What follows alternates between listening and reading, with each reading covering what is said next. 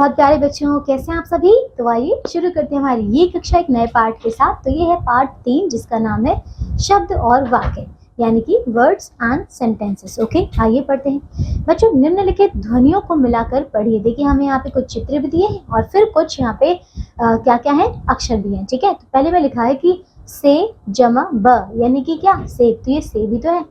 दूसरा फू जमा ल, तो क्या हो जाएगा, फूल। फिर घो जमा ड़ा, तो घोड़ा। ठीक है बच्चों, ऊपर लिखे शब्द दो या दो से अधिक ध्वनि यानी कि बच्चों वर्णों के मेल से बने हैं, है ना। तो केवल उन्हीं वर्णों का मेल शब्द कहलाता है जिनका कोई अर्थ होता है। आपने अभी देखा कि सेब, फूल, घोड़ा, इन सभी का कोई ना कोई अर्थ था, हम समझ गए हैं ना।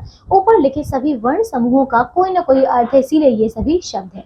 तो वर्णों के सार्थक मेल को शब्द कहते हैं। सार्थक यानी कि जिसका कोई अर्थ हो।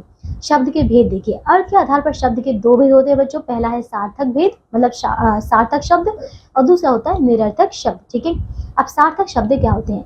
वर्णों के मेल से बने ऐसे शब्द जिनका कोई ना कोई अर्थ होता है बच्चों, सार्थक शब्द कहलाते हैं। जैसे कि कमल, बाजार, चिड़िया, है ना, इनका अर्थ है। फिर आते हैं निरर्थक शब्द, वर्णों का ऐसा मेल जिनका कोई अर्थ नहीं होता, निरर्थक शब्द कहलाता है। जैसे बच्चों रजाबा, मालक, याड़ीची। ठीक है, अब देख रहे हैं इनका तो कोई समझ ही नहीं आ रहा कि ये है क्या। ठीक है, इसीलिए ये हो गए निरर्थक शब्द। ठीक है, आगे आते हैं वाक्य। अब वाक्य क्या होते हैं, देखो बच्चों, पहला है माताजी सब्जी खरीद रही हैं। दूसरा क्या है, अजय पढ़ रहा है। ठीक है बच्चों, तो ये दोनों ही क्या है, वाक्य हैं। जिस प्रकार वर्णों के सार्थक मेल से शब्द बनते हैं, उसी प्रकार बच्चों शब्दों के सार्थक मेल से वाक्य भी बनते हैं। ठीक है, और जैसे देखो, यदि शब्द, अभी हमने क्या देखा, क्रम ना हो, है ना, अगर कोई भी शब्द है, शब्द क्रम व्यवस्थित ना हो तो वाक्य नहीं बनेगा। जैसे कि रही है कूक कोयल, अब ये क्या है बच्चों, है ना, हमने शब्दों को क्या कर दिया, उलट पुलट कर दिया। दूसरा है बैठे बच्चे के पास दादी, ये भी सही नहीं है। फिर है खेल रही मनु। ठीक है, तो ये है बच्चों हमारे कुछ, ये वाक्य नहीं है। ठीक है, अब इस प्रकार ऊपर दिए गए शब्द समूह व्यवस्थित न होने के कारण सार्थक नहीं हो सकते, अतः इन्हें वाक्य नहीं कहा जा सकता। ओके बच्चों, समझ गए। अब आते हैं इसकी परिभाषा। देखिए, शब्दों के सार्थक मेल से वाक्य बनते हैं। क्या होता है, जब शब्दों को मिलाते हैं तो उनका जो एक अर्थ निकलेगा वो होता है हमारा वाक्य।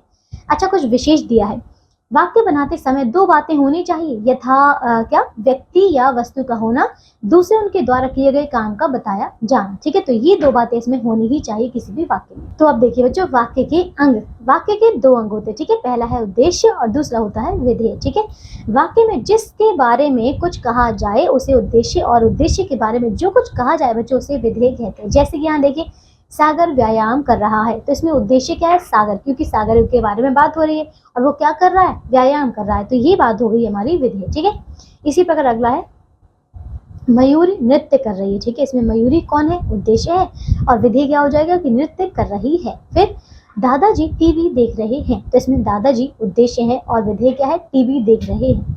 धोबी कपड़े धो रहा है, इसमें धोबी उद्देश्य है और कपड़े धो रहा है, ये है विधेय। फिर निहारिका तेज दौड़ी, तो उद्देश्य कौन है, निहारिका, और विधेय क्या हो जाएगा कि वह तेज दौड़ी। ओके, तो बस ये था हमारा पाठ। हमने इसमें शब्दों को देख लिया, वाक्यों को देख लिया, है ना, समझ गए। अब आइए बच्चों, दोहराते हैं हमने इस पाठ से क्या सीखा। पहला, शब्द सार्थक व निरर्थक दो प्रकार के होते हैं। दूसरा, वर्णों के सार्थक मेल से शब्द बनते हैं। तीसरा, शब्द दो या दो से अधिक वर्णों के मेल से बनते हैं ना। शब्दों के सार्थक मेल को वाक्य कहते हैं। उद्देश्य और विधेय वाक्य के दो अंग होते हैं, जो कि हम सीख चुके हैं, हमने पढ़ लिया। ठीक है, तो बस ये था हमारा पाठ। अब आगे आपको अभ्यास दिया है, तो अभ्यास के सारे प्रश्नों को पूरा कीजिएगा। ठीक है, बस अपना ध्यान रखिए और पढ़ते रहिए। बाय।